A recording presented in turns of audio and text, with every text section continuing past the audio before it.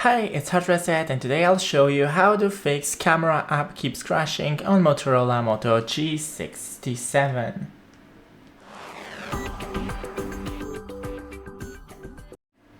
So first open the camera, and if it keeps crashing then go into the settings.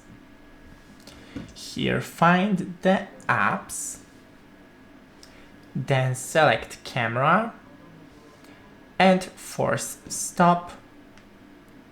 Then you can go into storage and cache and clear storage and try once again. If it still keeps crashing, just try to restart your phone.